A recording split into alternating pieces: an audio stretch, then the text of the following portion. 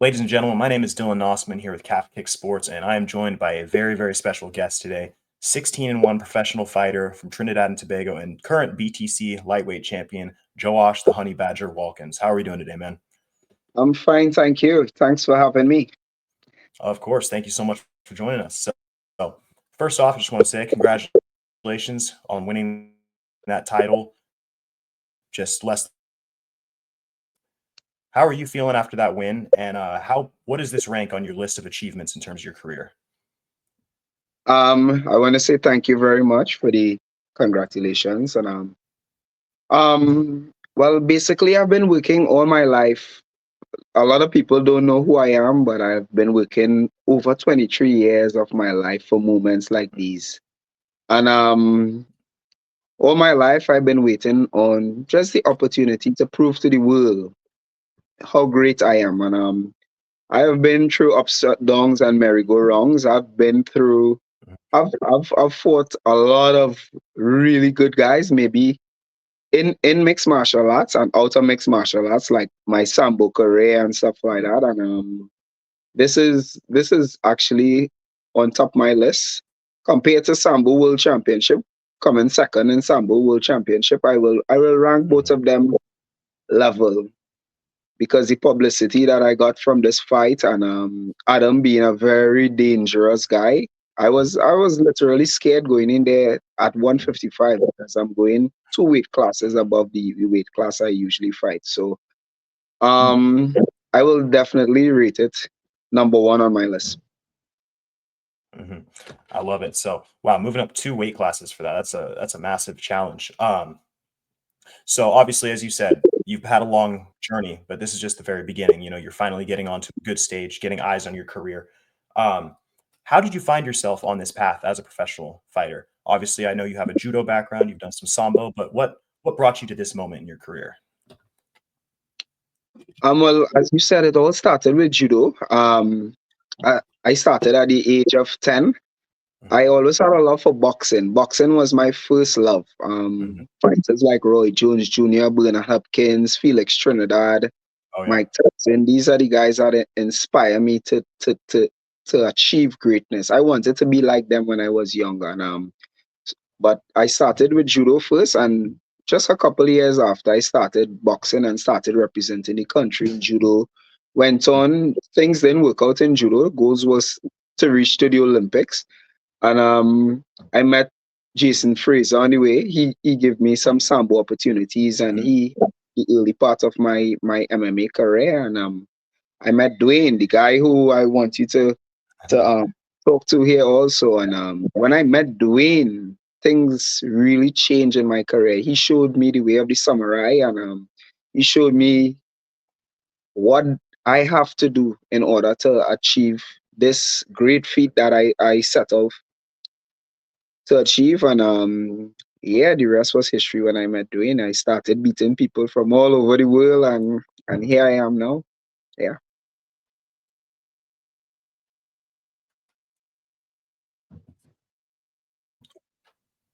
Yeah, absolutely. Well, it's so important to have the right people around you in your career. So this kind of hinges into another question of mine. What are some of the fighting idols in Trinidad? I know Trinidad, very big cricket country. Who Yeah. are some of the fighters and people in combat sports who are famous within the country of Trinidad and Tobago?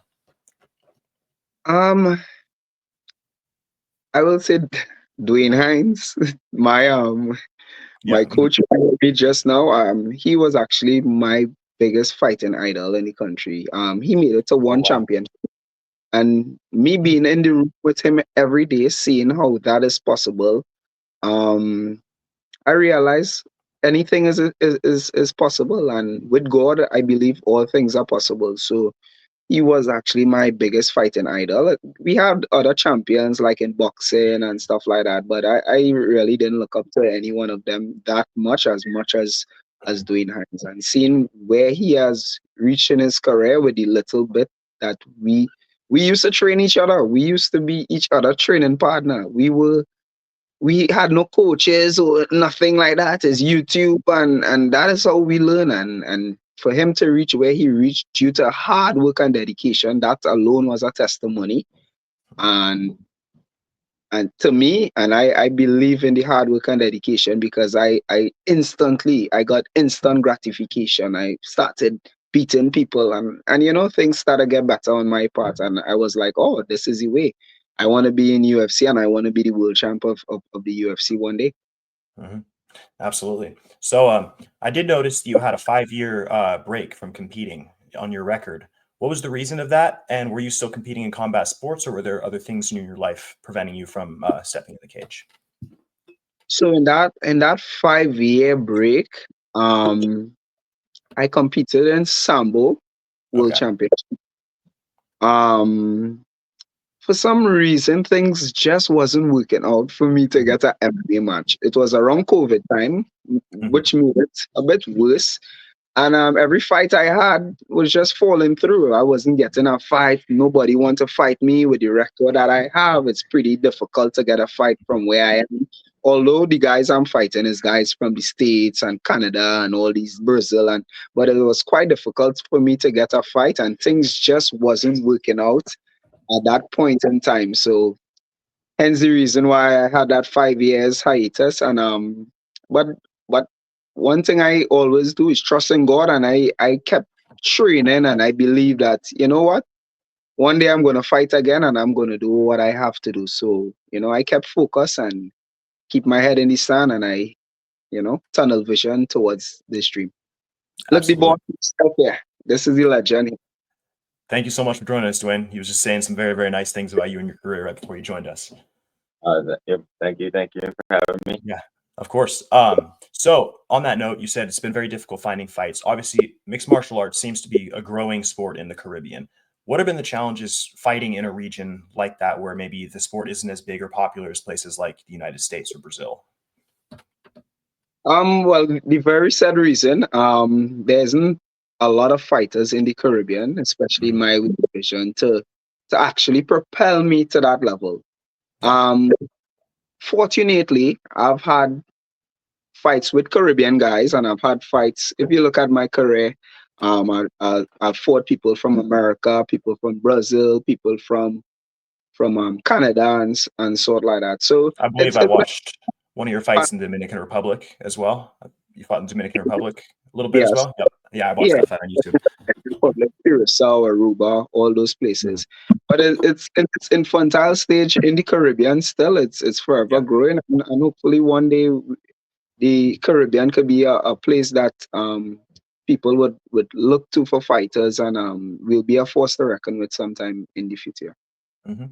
So on top of that, what's the gym scene like? Do you guys have a gym with consistent members, or do you kind of have to fix and find your own training partners to come spar and bring people from other areas?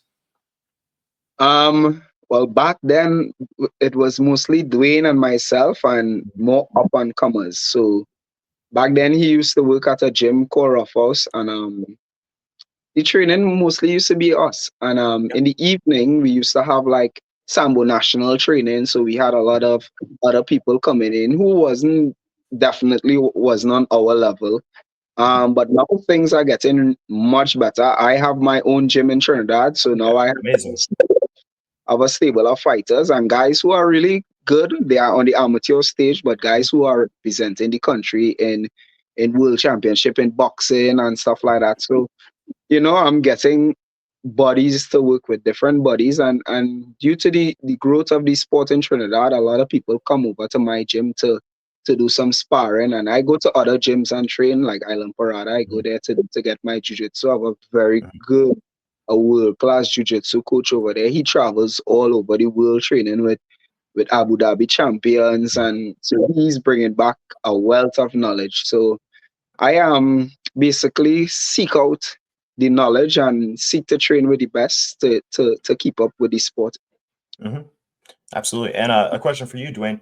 How much have you seen the sport progress in the time that you've been in Trinidad, helping coaching and fighting? And what are the kind of the big markers that you've seen the sport go through that time? It's definitely growing for sure. I think I was a pioneer in that, and Joash was the only one who stepped up and followed my footsteps. But I think our approach speaks for themselves. I think in Trinidad, when I first started, because I wrestled in high school and university in the U.S. Okay. My coach exposed me to a lot. Like, and for him, he took me all over the state at different schools, different camps. His objective is to get me better. But what I found when I got to Trinidad is a lot of the schools, the martial arts schools and the combat schools, they still had that traditional mindset of loyalty. If you train by me, you shouldn't train anywhere else, stuff like that. You know what I mean? But my approach was, I just want to get better. So I went to I think I was the first person to go to every club. I went and trained with the Judicas. I went to the boxing gyms, national boxing teams. I went and trained with the Muay Thai guys. I went and trained with the Sambo guys, the Krav Maga guys. Even though I was had my own gym with a partner, then I was working on a gym. I still, like Joash did, seeked out knowledge, right? And he came in, and he's the only one who adopted that with me. It was just, like he said, just me and him every day. It was just, we watch YouTube videos, and because I understood wrestling, I can watch a technique from jiu-jitsu and understand what was going on, right? So we were self-taught, we taught a lot, but I think our approach, how far I got, you know what I mean, and now how far he's gotten taking that approach, a lot of other people are starting to loosen up a little bit about, yo, it's okay to train with other gyms and other coaches. It doesn't mean you're disloyal to your gym. It just means martial arts is about growth. It's your personal growth, all right? So I think in that way, it's the most significant change I've seen so far. Yeah, that's great. And again, mixed martial arts, mixing those martial arts is so important, and finding different perspectives is so crucial for development. So I completely agree. That's the path forward for the growth of the sport. I totally agree. And if you don't mind me asking, where are you from in the United States? I'm from Trinidad, but I went to high school in New Jersey. It's a big wrestling state. You know what I mean? And my wrestling coach took me under his wings as a freshman, and the rest is history. By my senior year, I was district champ, broke the school record for pins. And wait, Becky, we're doing an interview. Sorry, but my phone's dead. That's okay. Sorry. Wow, that's amazing. No, that's awesome. All right, so I got a couple Trinidad specific questions for you, Joash. I studied there for a little bit back in college. I got to go study some sports, so I love the culture and the history of the country. First of all, I want to know, what is your favorite beach in Trinidad? What do you think the best beach is? The best beach to me is Las Cuevas. Good choice. Yeah. All right. Second of all, do you like soca music? Love soca music. What's your favorite soca club or place to go to see live soca music? My favorite. I don't really have a favorite place to go to see live soca music. I'll probably say a soca fete. Yeah, fair enough. And then last but not least, probably my favorite thing from when I was in Trinidad, doubles. The best street food, I think, in the world. Where do you think, where in Port of Spain do you find the best doubles? Where in Port of Spain I find the best doubles? The best doubles is it Marvel? By KFC there? Yeah. Yeah, Marvel, right by KFC. Yes, I walked by that KFC. I know exactly what you're talking about when I was down there. Busy street. Yeah, that's awesome. I love that. Awesome. Yeah. So obviously you're coming off that winning the belt at BTC. Up in Canada, a little far from where you're at. Do you plan on going back into defending the belt? Are you looking for other opportunities? Is your kind of focus on just how can I get to the UFC? What's the next step look for you in your career? Well, the next step for me is the next best opportunity to propel myself to the bigger leagues, the UFC, the PFL, the Bellator, these championships. So the opportunities that will be presented, I will weigh all of them and make a calculated risk, and I will take the best shot to get me to the best opportunity possible. Absolutely. And last but not least, I want to know, do you have any training partners, anybody else? Obviously you've spoken very highly of Dwayne here, but anybody else who's really impacted your career over the last couple years that has helped you propel you to this moment, and perhaps any up and coming fighters from your gym that you'd like to give a shout out to? I would like to give a shout out to my striking coach, Razor Ship. He's pretty underrated as a striking coach, but I know he's one of the best in the world. My jiu-jitsu team, Island Parada and Antonio. I have two training partners, Joshua James and Donald Phillip. You're gonna hear about those guys soon. They are still on the amateur circuit, but they are the guys that push me on a daily basis to maintain the level that I have today.